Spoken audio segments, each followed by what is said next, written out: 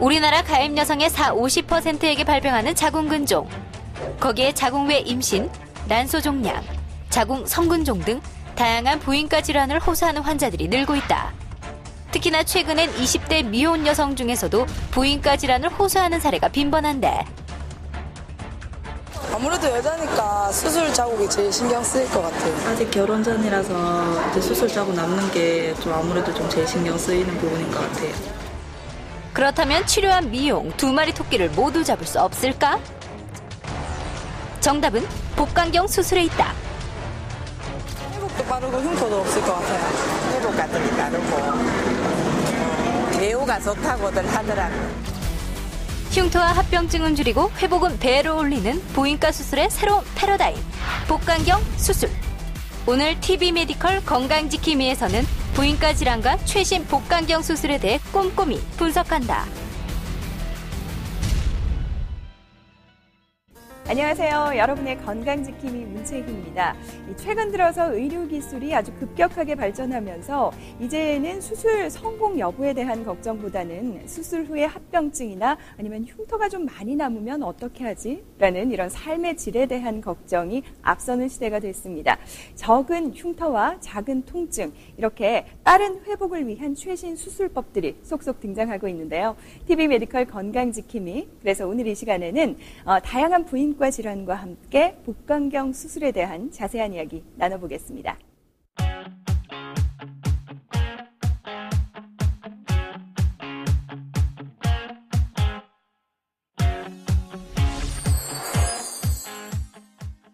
오늘 이 시간 도움 말씀을 위해서 여성아이병원 김석원 원장께서 자리해 주셨습니다. 안녕하세요. 네, 반갑습니다. 네, 반갑습니다.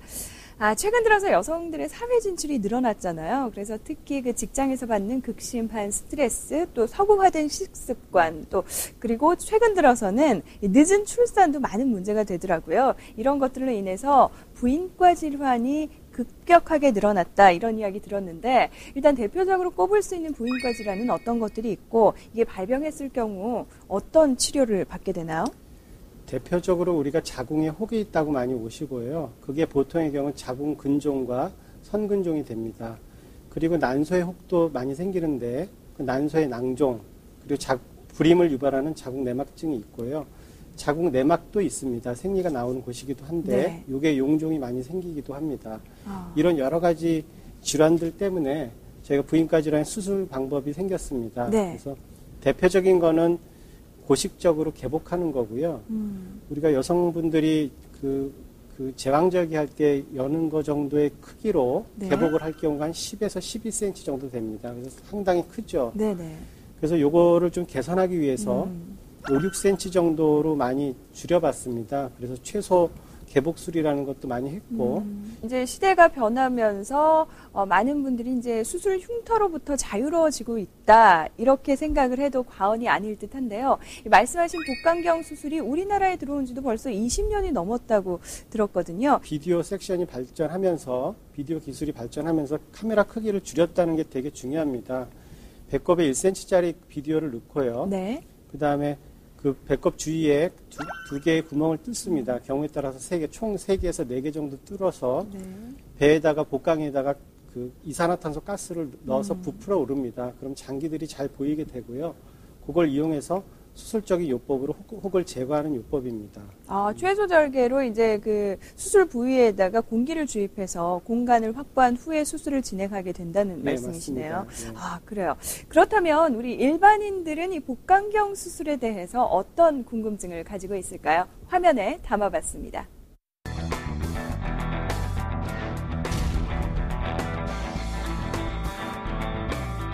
제왕절개 빼고는 대부분 산부인과 수술이 복강경이 가능하다고 알고 있어요. 부인과 질환 중에 어떤 종류를 복강경 수술을 할 수 있는지 궁금합니다. 부인과 질환 중에는 암도 복강경 수술이 된다고 하던데 맞나요? 네, 최근 들어서는 그 부인과 암까지 복강경 수술로 가능하다고 하는데요. 많은 분들이 궁금해하시는 것처럼 도대체 어디까지 복강경, 특히 단일공 수술이 가능한 건지 그 범위에 대해서 좀 알려주세요. 모든 개복수를 커버하고 있습니다. 네. 이건 비단 산부인과 영역뿐만이 아니고 외과 영역에서도 활발하게 쓰이고 있습니다. 흉부외과도 마찬가지고요. 산부인과 영역만 말씀을 드리자면은 자궁근종 절제술, 자궁에 혹이 생겼을 때 자궁 적출술, 네. 난소 낭종 수술, 자궁의 임신, 뭐 나팔관 낭종 등 보통의 경우 그 가임기 여성들이 걱정하실 필요 없는 것이 네. 흉터도 적고 임신 능력을 유지시킨 상태에서 수술할 수 있습니다. 네, 들으신 것처럼 기존에는 개복 수술로 가능했던 모든 질환이 이제는 복강경으로도 가능하게 됐습니다. 자, 그럼 계속해서 부인과 질환과 복강경 수술, 그것이 궁금하다. 다음 질문을 화면으로 만나보시죠.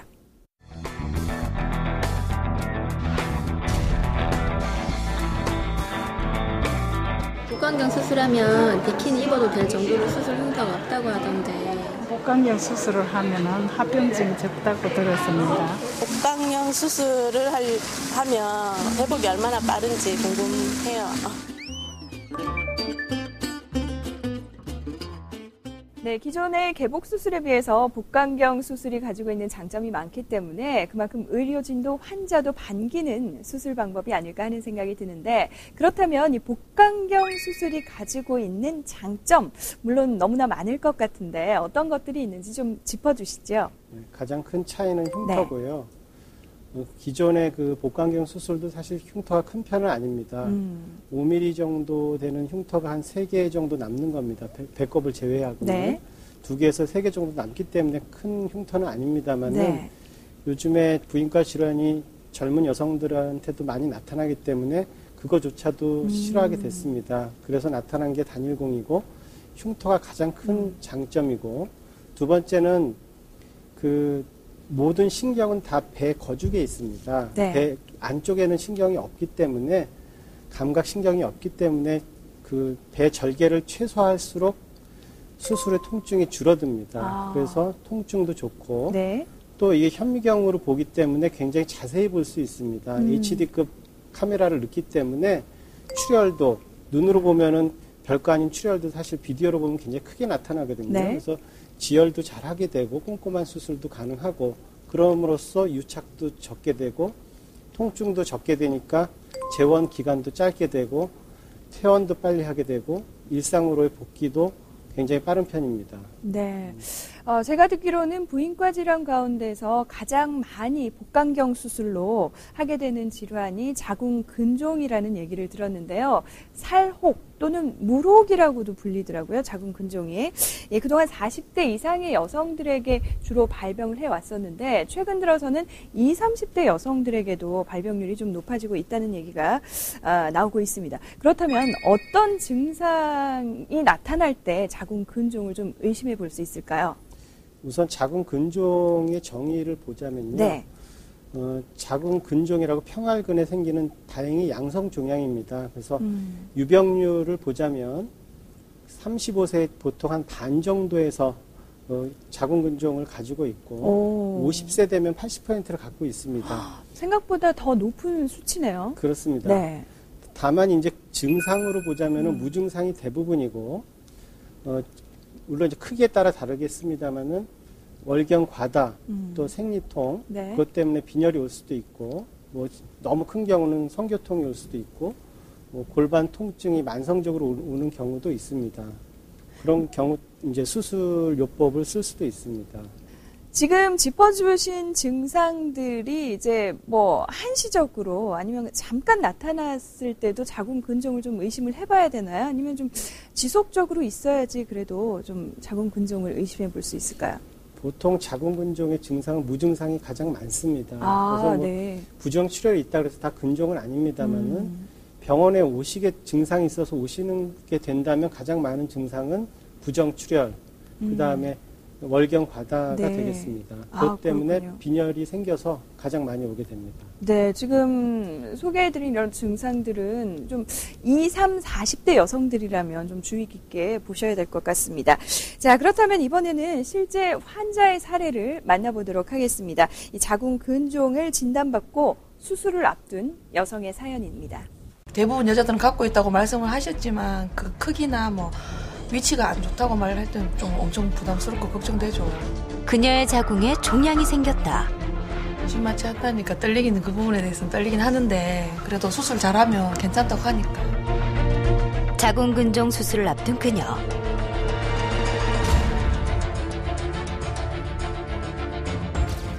지난달 16일 입원실에서 37세의 그녀를 만났다. 그녀는 현재 한 아이의 엄마로서 불과 나흘 전 자궁근종이라는 진단을 받고 1시간 후 수술을 앞두고 있는 상태.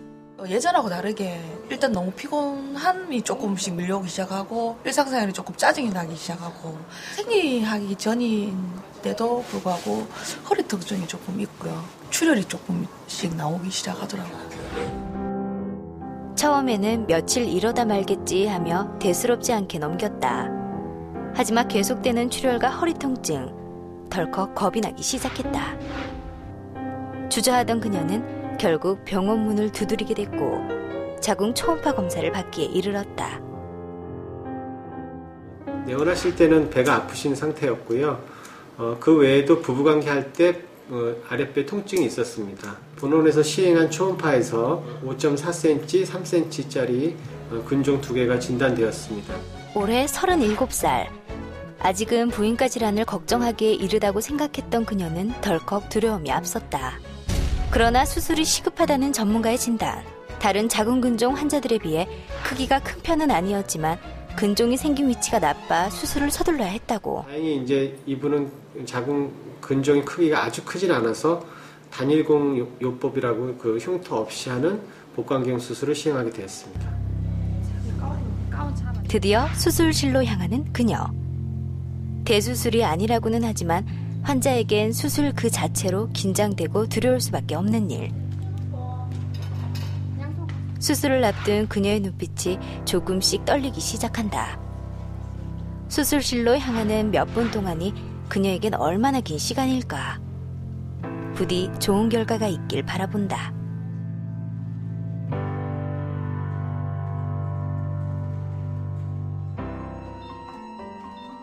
수술이 시작됐다. 오늘 수술은 복강경 수술 중에서도 단일공 공법.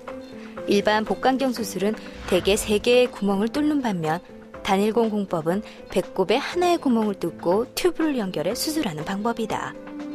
그래서 수술 흉터 자국도 작고 회복도 빠르다. 수술은 복강경으로 시행했고요. 그 단일공 공법으로 2개의 자궁 근종을 제거하고 특별한 문제는 없고 지금 회복 중입니다.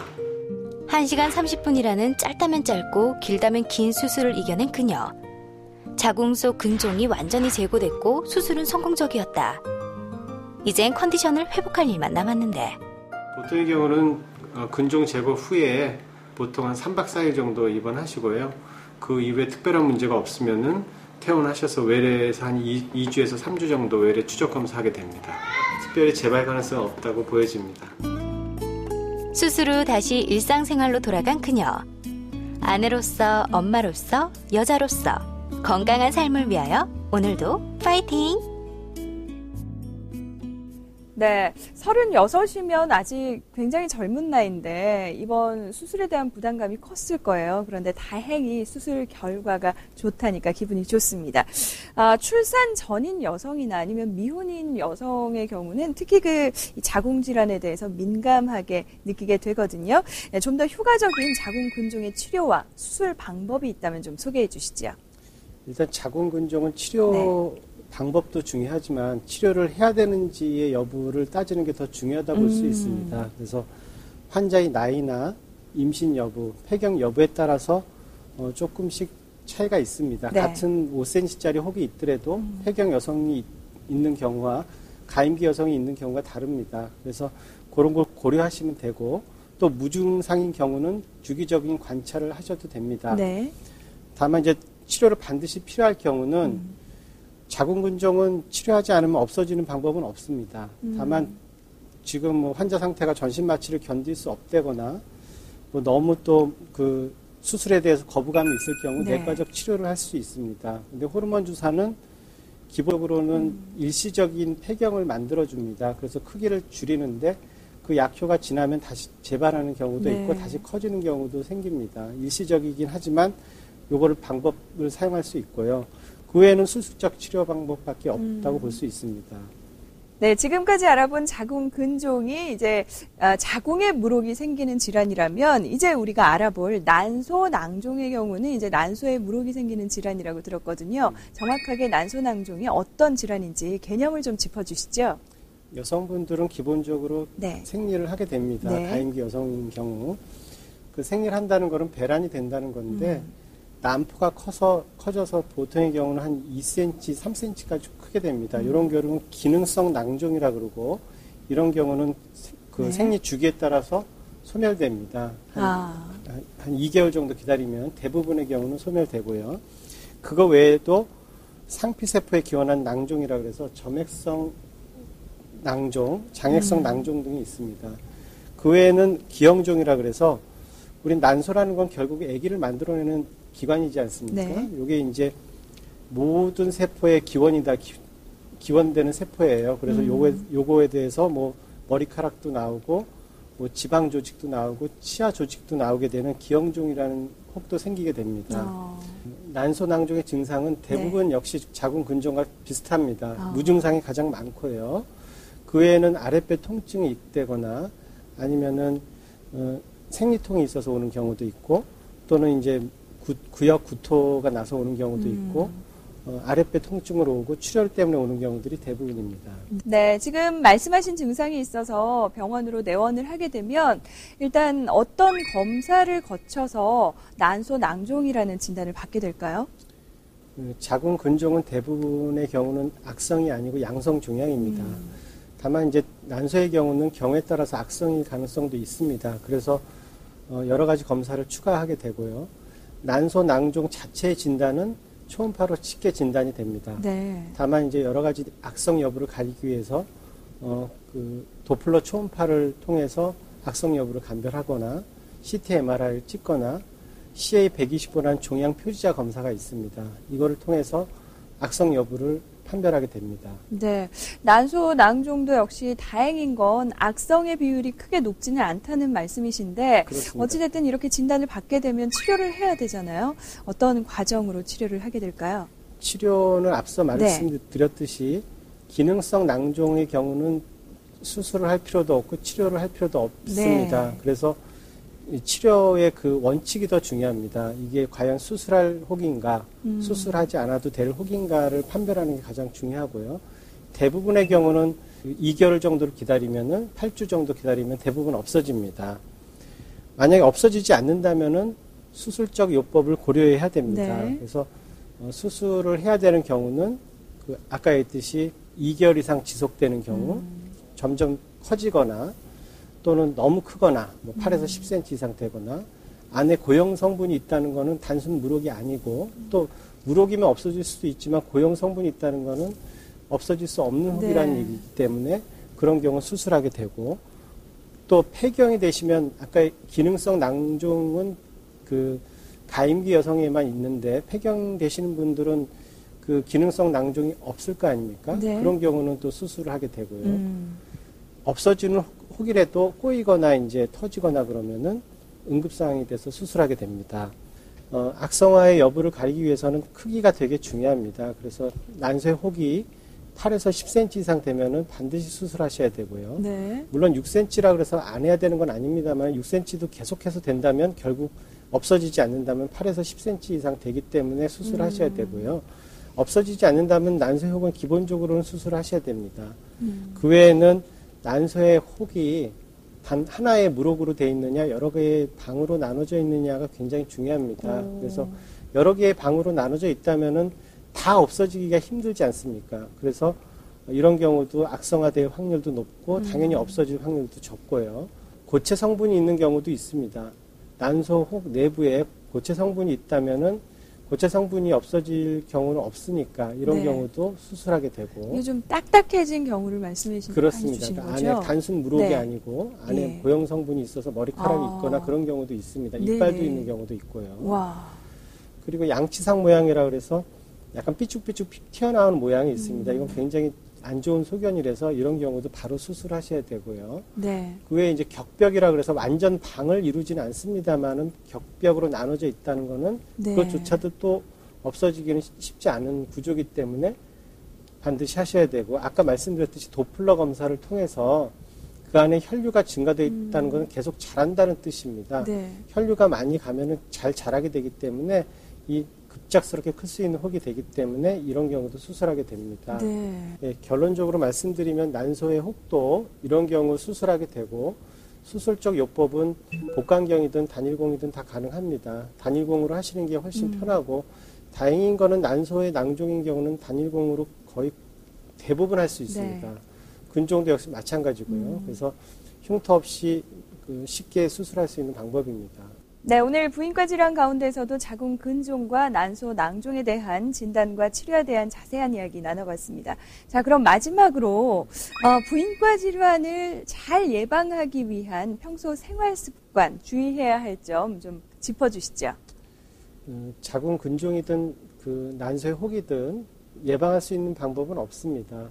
다만 조기 진단을 권유해드리고 싶은데요. 네. 이유는 개복술이든 복강경 수술이든 단일공 수술이든 약간 사이즈가 작고 병이 심하지 않을 경우는 단일공으로 다 됩니다. 근데 너무 키워놓으면 단일공으로 안 되고 복강경 수술을 해야 되고요. 그것보다도 더 커지면 결국 개복술을 할 수밖에 없는 지경에 이르기 때문에 조기 진단을 통해서 조기 치료하는 것이 옳다고 생각됩니다. 네, 어떤 증상이 발견됐을 때 본인이 가장 잘 알잖아요. 빨리 내원하는 게 그만큼 중요하다는 말씀이신 것 같습니다. 예, 그것도 그렇고 한 6개월에서 1년 정도에 네. 한 번씩 검진을 해보시는 게 좋겠습니다.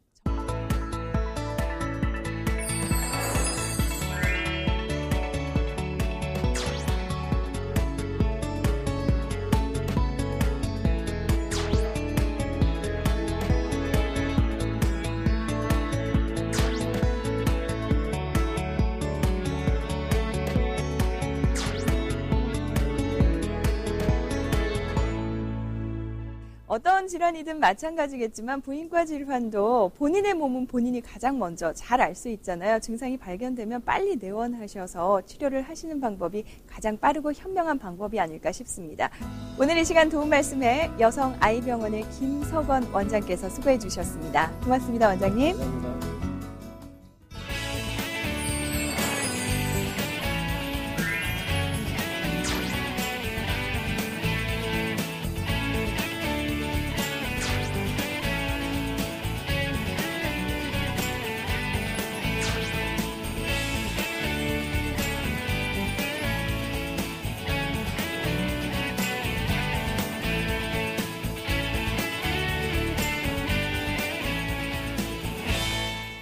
네, 우리 주부들이 매일 하는 일이지만 많은 주부들이요, 또 청소 때문에 스트레스를 많이 받고 있다고 합니다. 그런데 얼마 전에 이 청소 같은 집안일을 규칙적으로 하는 것만으로도 정신건강의 위험도가 20% 정도 낮아진다는 그런 연구 결과가 있었습니다. 이번 주말 특별한 계획이 없으시다면 온 가족이 모여서 대청소로 몸과 마음의 건강을 챙겨보시면 어떨까 하는 생각이 듭니다.